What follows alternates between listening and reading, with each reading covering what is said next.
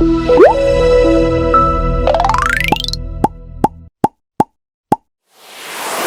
semuanya, selamat datang dalam video pemahaman sistem penyediaan air minum.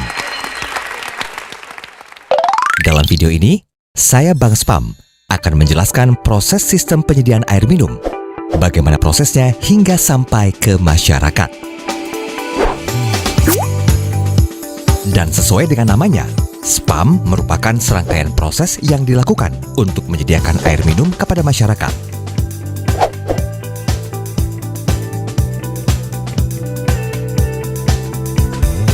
Sebelum masuk ke prosesnya, kalian harus tahu kalau Spam itu terdiri dari 5 komponen dan menjadi kesatuan dalam proses penyediaan air. Berikut rinciannya.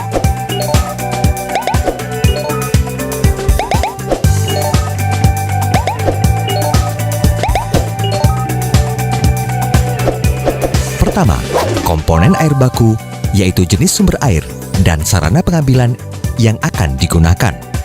Selanjutnya, komponen kedua adalah komponen transmisi air baku yang dilanjutkan untuk dialirkan. Ketiga, komponen unit produksi, yakni proses pengolahan air. Keempat, komponen unit distribusi, yaitu saat air dialirkan kepada konsumen. Terakhir, komponen kelima, yaitu unit pelayanan. Yuk kita bahas satu-satu. Pertama, kita masuk ke proses pengambilan air baku yang berasal dari sumbernya. Seperti kita ketahui bersama, kalau sumber air baku itu berasal dari 2 jenis, yaitu air permukaan dan air tanah. Apa sih yang membedakan kedua sumber tersebut? Air permukaan itu berasal dari sungai atau danau. Jenis air ini tidak memenuhi standar kualitas sebagai air minum. Jadi, harus melalui proses pengolahan lengkap bila ingin menjadi air minum. Lalu, air tanah, yaitu mata air atau air sumur.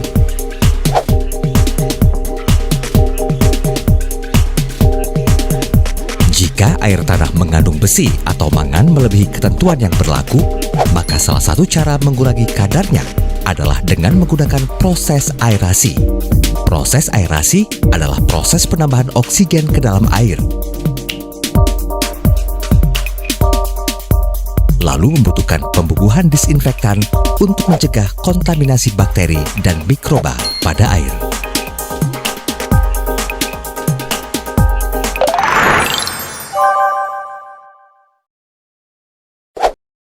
Perlu kita ketahui, sebelum air diolah, tentu saja harus memiliki sarana pengambilan air baku.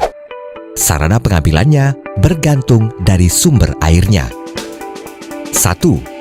Jadi, bila sumber air bakunya adalah permukaan air, maka bangunan pengambilan air yang digunakan adalah intake. 2. Tapi jika sumber air bakunya adalah air tanah, maka bangunan penangkap air yang digunakan adalah brown capturing. Setelah air baku diolah di sarana tersebut, prosesnya berlanjut ke komponen transmisi air baku, nantinya dialirkan ke unit produksi. Ini adalah proses mengalirkan air ke tempat pengolahan melalui jaringan perpipaan transmisi. Pada proses transmisi air baku, air dialirkan ke tempat pengolahan melalui jaringan perpipaan transmisi. Tahapan ini menandakan air baku masuk dalam pengolahan lengkap. Bila sudah di tahap produksi, artinya air baku akan diolah menjadi air minum melalui serangkaian proses untuk memenuhi standar baku mutu air minum yang sesuai dengan Permenkes nomor 492 tahun 2010. Ketiga, masuk proses komponen unit produksi. Prosesnya dilakukan sesuai standar secara kimia, fisika, biologi, dan bakteriologis. Tapi, perlu diketahui juga, ada juga proses pengolahan yang tidak lengkap. Jadi hanya terdiri dari 1 atau 2 pengolahan unit saja. Misalnya, hanya pengolahan fisik saja. Berikut tahapan-tahapan proses pengolahan air baku. Tahap pertama, dimulai dengan koagulasi. yaitu proses pembubuhan bahan kimia yang disebut koagulan ke dalam air baku dengan pengadukan cepat untuk menghasilkan partikel yang lebih besar atau disebut vlog.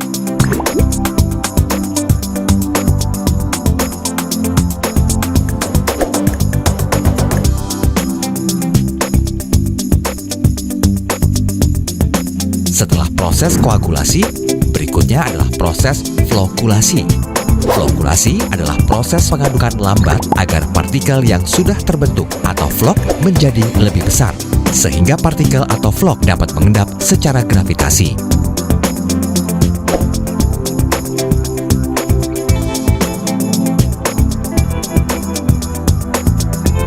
Kemudian setelah proses flokulasi, partikel vlog diendapkan pada unit sedimentasi. Proses ini disebut proses pengendapan. Endapan yang terbentuk atau biasa disebut lumpur bisa merusak lingkungan jika dibuang begitu saja. Karena itu, lumpur ini harus melalui proses pengentalan, lalu stabilisasi untuk mengurangi senyawa dalam lumpur dan dipisahkan dengan air yang masih terkandung di dalam lumpur. Proses berikutnya adalah filtrasi, yaitu menyaring partikel atau vlog yang tidak dapat mengendap di proses sedimentasi. Filter menggunakan beberapa media, antara lain kerikil dan pasir.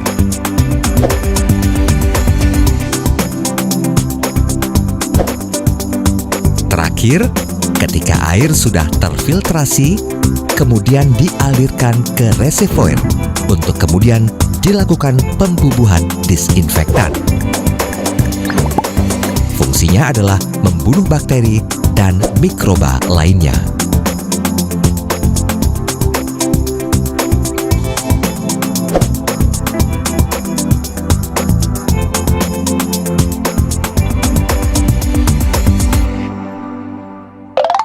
Nah, lengkap sudah proses unit produksinya.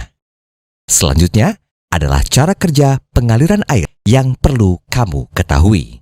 Dapat dilakukan secara gravitasi, yaitu penggunaan sistem yang pemeliharaannya lebih murah karena menggunakan sedikit mekanikal dan tidak menggunakan listrik. 2. Pemompaan untuk sumber air yang lebih rendah. Namun perlu diketahui, proses ini bergantung pada kekuatan pompa.